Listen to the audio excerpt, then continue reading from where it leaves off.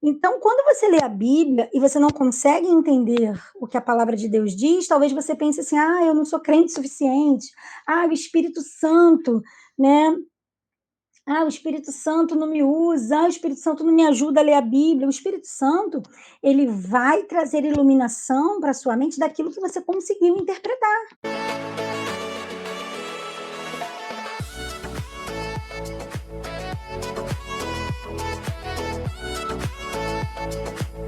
O Sermão do Monte, as bem-aventuranças. Quando viu as multidões, Jesus subiu ao monte. Havendo-se sentado, seus discípulos se aproximaram. E ele começou a ensinar-lhes, dizendo. Então, até aqui, vocês vão ver que cada palavrinha dessa vai passar para a gente alguma intenção, né? Algum propósito. Cada palavra que está aqui, ela está aqui com uma intenção específica. Por quê? Porque existe uma mensagem a ser traduzida, uma mensagem a ser passada, e por isso a escolha dessas palavras. E, é claro, não vai ser igualzinha à primeira versão que João Ferreira de Almeida escreveu, lógico que não. Por quê? Porque são aí mais ou menos, né, século XVII, nós estamos aí 400 e poucos anos, né, de distância. E se os meus avós, meus bisavós, que eu cheguei a conhecer, já não falavam, né? Eu, por exemplo, não falo igual os meus bisavós falavam, né, com as mesmas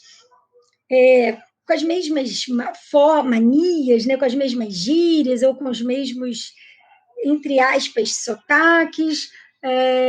Na hora de escrever, não tem os mesmos pontos, os mesmos acentos. A palavra eles já teve um acento circunflexo. Hoje em dia não existe mais isso.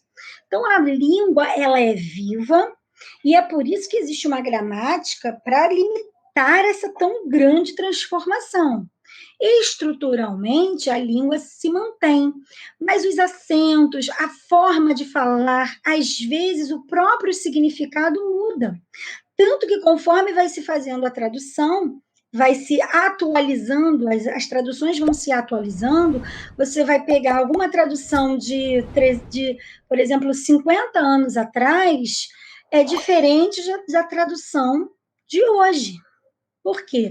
Porque algumas palavras que se usava 50 anos atrás, às vezes mudou a forma de ser usada, passou a significar outra coisa, ou palavras que não existiam, por exemplo, tudo que se refere à internet, há 50, 60 anos atrás, não existia.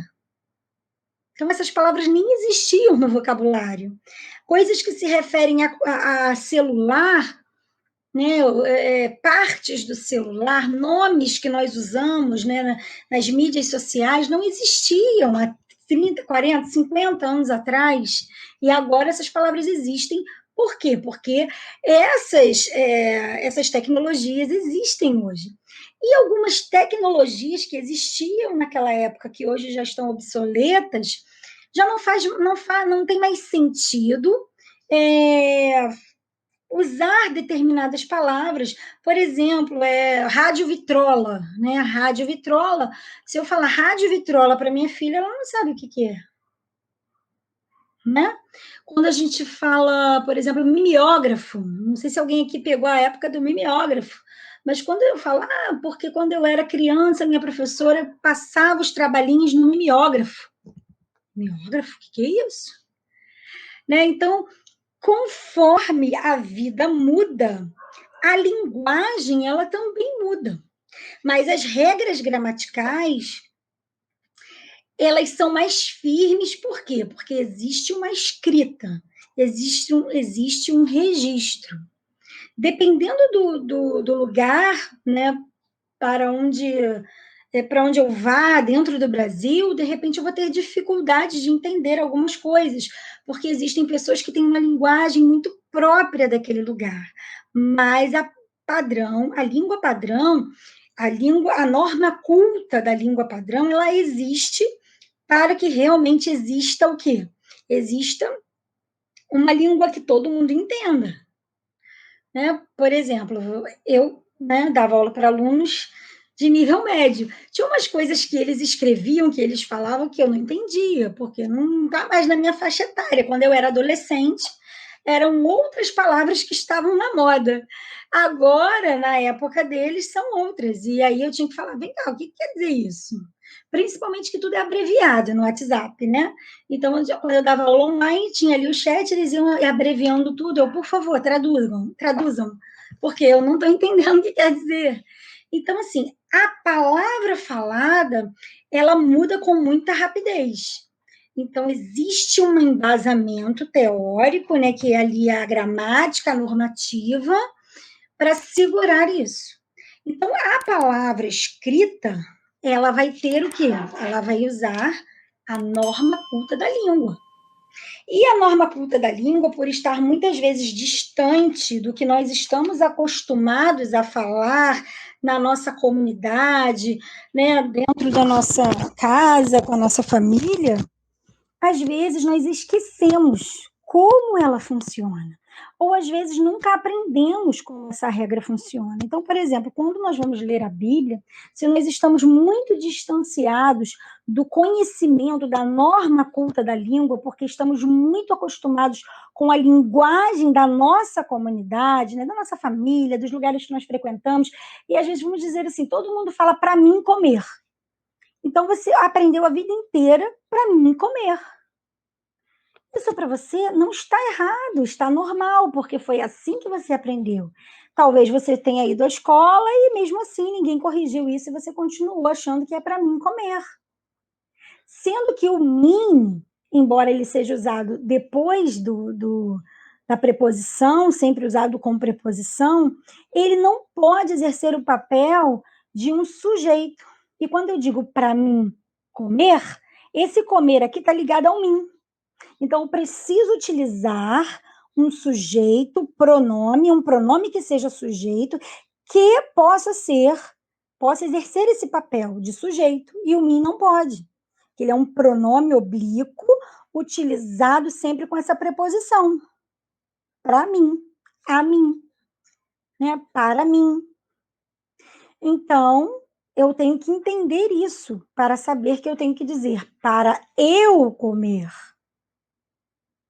Então, o que acontece quando nós vamos ler um livro que está escrito numa norma culta da língua, o padrão da língua?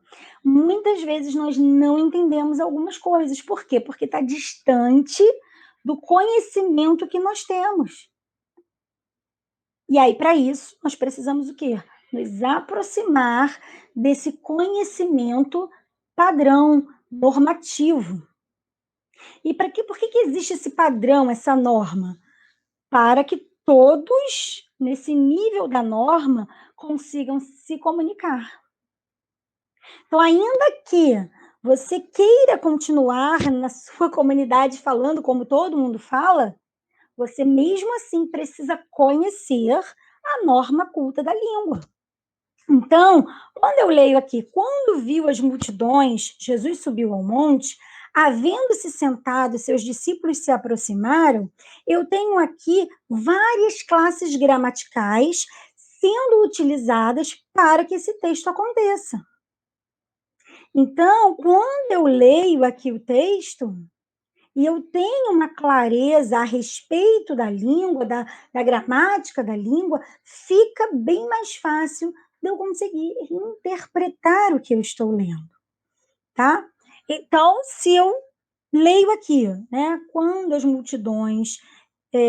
viu as multidões, Jesus subiu ao monte, eu sei que quando viu as multidões, quem é que viu? Jesus subiu ao monte quando viu as multidões.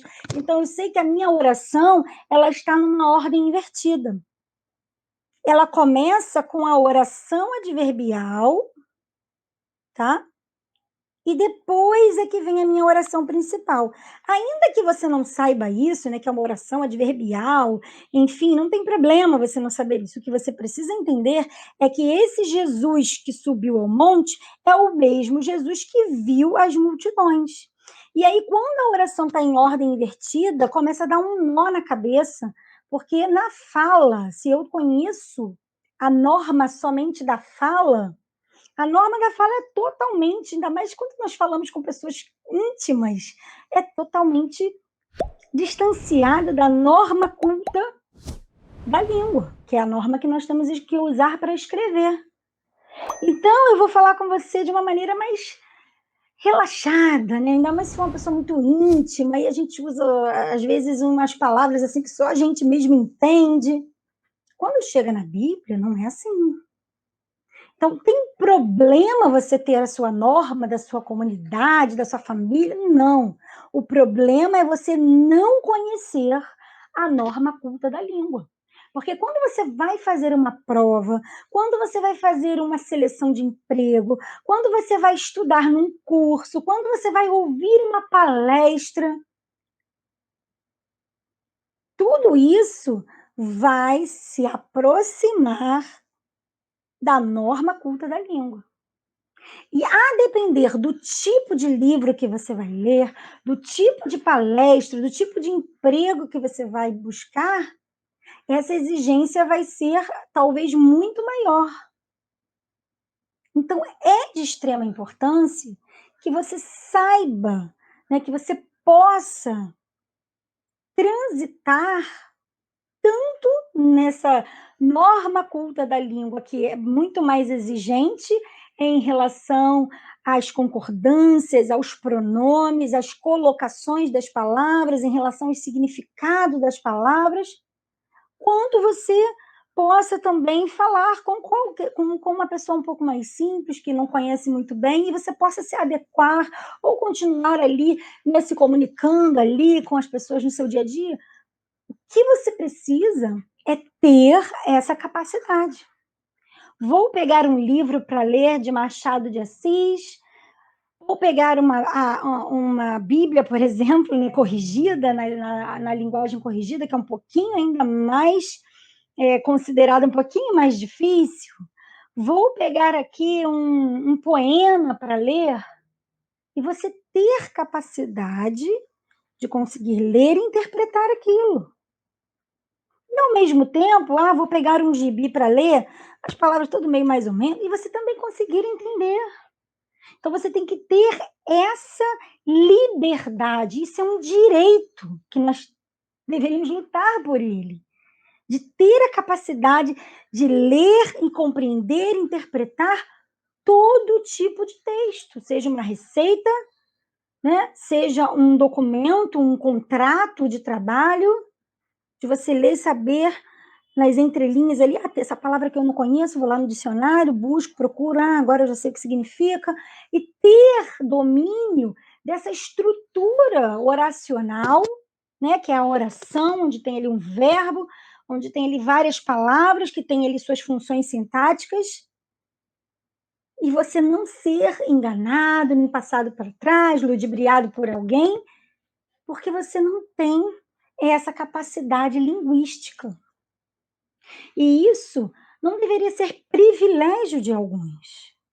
Isso deveria ser um direito de todos nós. E se tem alguém que tem interesse em que a população não tenha essa capacidade, nós precisamos nos alertar para isso, que a gente sabe que tem, é lógico, né? Mas eu não vim aqui para falar a respeito disso. Nós precisamos estar atentos a isso com relação às nossas vidas e com relação àqueles, né, que Deus nos dá para cuidar, que são os nossos filhos, ou de repente algum sobrinho, algumas crianças que nós temos acesso, para que nós venhamos a ser agentes de transformação, claro, primeiro da nossa vida, porque se a gente não sabe, fica difícil a gente ajudar alguém, né, e começar pela nossa vida e poder também abençoar outras vidas. Então, talvez você esteja aqui e fale, professora, eu tenho muita dificuldade de ler, eu tenho muita dificuldade de aprender, eu tenho muita dificuldade de interpretar, eu não entendo nada. Então, você tem dificuldade porque você não conhece a sua língua. É simplesmente isso. Não é que você não tenha dificuldade com a Bíblia, porque a Bíblia é um livro. Então, se você não tem capacidade, né, intelectual, né, uma capacidade linguística, um conhecimento linguístico, um conhecimento gramatical, um conhecimento em relação à ortografia da sua língua, um conhecimento em relação as palavras, né, os significados, a semântica, a morfologia, se você não tem, né, esse conhecimento, muitas vezes isso vai te prejudicar na hora de ler.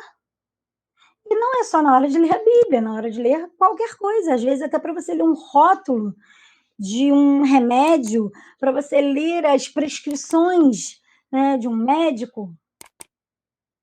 Às vezes, muitas vezes, eu escrevia alguma coisa, né, na prova para os meus alunos e eles faziam totalmente diferente. Aí eu falava: "Lê aqui o que está escrito". Eles liam: "Então, professora, não está certo não, não é, olha o que quer dizer isso aqui". Então a dificuldade era tamanha, que até para eles entenderem o que o enunciado da questão significava, eles não sabiam, eles não conseguiam. Tamanha necessidade que eles tinham em relação à falta de conhecimento da própria língua. Tá, professora, e aí, o que eu faço? Bom, você precisa estudar. Você precisa se interessar por você mesmo. Se é um sonho que você tem estudar a Bíblia, se é um sonho que você tem falar melhor, se é um sonho que você tem, de repente, né, ser um palestrante, ser um pregador, se é um sonho que você tem ensinar a sua profissão para outra pessoa, você precisa dominar o seu idioma. Você, além de dominar o que você faz, você também precisa dominar a linguagem, porque a linguagem vai fazer você ensinar aquilo que você quer ensinar. Então, quando você lê a Bíblia e você não consegue entender o que a palavra de Deus diz, talvez você pense assim: "Ah, eu não sou crente o suficiente. Ah, o Espírito Santo, né, ah, o Espírito Santo não me usa. Ah, o Espírito Santo não me ajuda a ler a Bíblia". O Espírito Santo, ele vai trazer iluminação para sua mente daquilo que você conseguiu interpretar.